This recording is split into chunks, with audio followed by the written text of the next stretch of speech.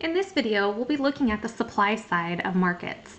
This is a continuation from the last video where we briefly introduced the concepts of supply and demand and went over the demand curve in more depth. So the supply curve, just like demand, can be a graph, it can be a table, or it can be an equation. This graph has price and quantity. Supply is going to be a function of price and quantity. As the price changes, the quantity supplied is going to change as well. It's going to do so in an opposite fashion to demand though. We have an upward sloping curve here, positive slope, which means as the price increases, our sellers are going to want to sell a higher quantity. This represents the seller's reservation price, the lowest price they're willing to accept. In microeconomics, we're going to see that the supply curve is based on the marginal cost of production. This includes both explicit and implicit costs. As economists, we care about opportunity cost. So there's going to be things that shift the curve as other opportunities for profit maximization change. The law of supply says that as the price rises, the quantity supplied is going to rise. So as a seller, when the price goes up, you're going to want to sell more stuff. As the price goes down, you're going to want to sell less. If we're talking about the supply of one firm, it's going to be based on your individual marginal cost of production. When we're looking at many firms, it could be that more firms are willing to produce as the price goes up. Some firms may produce all the time. They may have different marginal cost functions. They may have similar ones, depending on the market structure. But each price change is going to represent 1 point on this graph, 1 point on this curve, 1 point in the table. So when we say quantity supplied, we mean a single point on this line. So for instance, at $4, our quantity supplied is going to be 20. At $6, our quantity supplied is going to be 40. If we're talking about supply in general, we mean the entire line. So to say that supply increased or supply decreased, it's going to mean the entire graph is going to shift to the right or to the left. All of our points are going to change in the table. The numbers we have here for our supply curve equation are going to be different. And when we say that, it means the entire supply curve has changed. If we're only talking about a price change, price goes up, price goes down, that means we're moving to another point on this same line. So what things are going to cause shifts in supply? Just like demand, there are going to be certain categories that affect this cost curve, this cost function for our sellers. An increase in supply is going to be a shift to the right, meaning our entire line moves to the right. You could see when we're going from point A to point C, at a price of $7, the quantity supplied increases. Goes from 70 to 110. So our entire curve is shifting to the right. It just means more people or higher quantities being supplied at every price level. A decrease in supply is going to be a shift to the left. So point A to point B. At $7, we went from a quantity of 70 to a quantity of 30. So a decrease in supply means that at that same price level, there's going to be less available. So you want to think in terms of horizontal shifts. An increase in supplier demand is to the right, a decrease in supplier demand is to the left. So what categories are going to cause our supply curve to the shift? Not a price change. So if the price changes for this product, the only thing that's going to happen is we're going to move from one point to another point along the same line. If anything else changes about our market, any other factors that affect suppliers, it's going to cause the entire line to shift. For example, a change in input prices. These are any of the factors of production: land, labor, resources. All of these things are going to change how much can be supplied at any particular price level. So input prices are going up, supply is going to shift to the left. It's going to be more expensive to produce things at every quantity. Input prices decrease, it's going to cause supply to shift to the right. It's going to be cheaper to produce things. Technology improvements. This could be some new technology, something used in the production process that increases productivity. An improvement in technology means supply will shift to the right.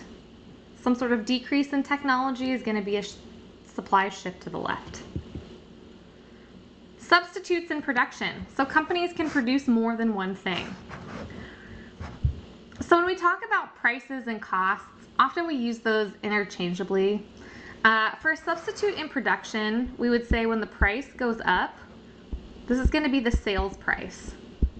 Not the cost of production, but what it's actually selling for in the market.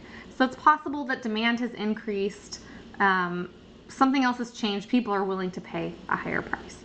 So if, let's say we have a company that can make tables and chairs. It's a furniture store. If the price of chairs increases, then the supply of tables is going to decrease. Because a company is out to maximize profit. And so if they can make more money selling chairs, they're going to reduce their supply of tables and switch production to selling chairs, producing chairs. Weather is also going to affect the supply curve. It affects the production of natural resources. It can increase the productivity of an agricultural field. For instance, you're a farmer, you're growing corn. If there's really good weather, you might get a lot more corn than you expected. So good weather is going to increase supply. If you had bad weather, it can destroy crops. It can also cause problems for transportation. Even if you're not using something that's directly affected by weather, it's going to affect how much it costs you to transport your product from the manufacturing plant to stores around the country. So bad weather decreases supply, good weather increases supply. The number of suppliers in the market, the number of firms, or if we're talking about labor markets, the number of people who are in that field. An increase in suppliers is going to shift supply to the right. A decrease in the number of suppliers, number of firms is going to decrease supply, shift to the left. And then seller expectations of future prices. So just like with our buyers, sellers care about what they think is happening in the future. If they think prices are going to be higher in the future, then they actually want to decrease their supply today because they want to wait and they want to sell more stuff in the future when prices are going to go up. So as far as expectations go, buyers and sellers react opposite. Buyers want to buy more stuff today when it's cheaper. Sellers want to sell more stuff in the future when it's more expensive. Depending on how strong the expectation is, it can actually cause real changes in the market. So decrease in supply, as we're going to see in our equilibrium video, can actually cause prices to go up. Or an increase in demand can cause prices to go up. So buyer and seller expectations have real consequences in the economy. So is it a shift or a movement? People get confused by this often, partly because in regular life, in the news, when you're hearing people talk about supply and demand, typically they don't use the terms quantity supplied and quantity demanded. They say supply goes up, they just mean more things are being sold in the market. So a change in demand, so if we say increase in demand, that means our entire line shifted to the right. Decrease in demand means the entire line shifted to the left.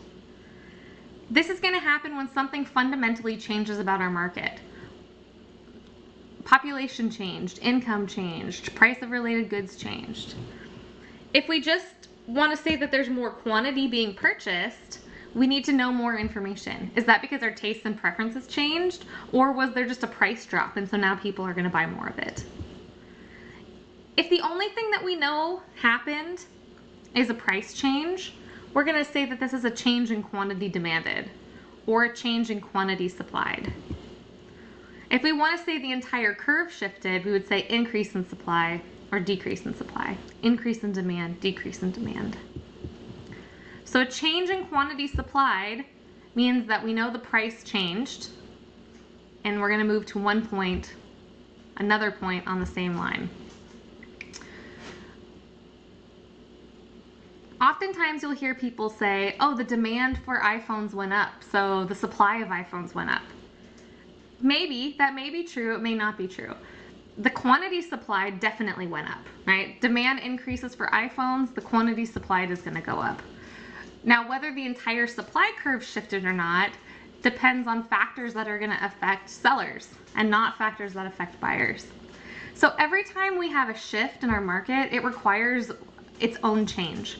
So if you want to say that there was both an increase in demand and an increase in supply, it requires that you have two changes in the market. So it could be that you have consumer income increases, which will shift demand to the right, and it could be you have an increase in the number of suppliers, which will shift supply to the right. So to get a change in demand, a change in supply, that entire curve to shift, each shift requires its own new action.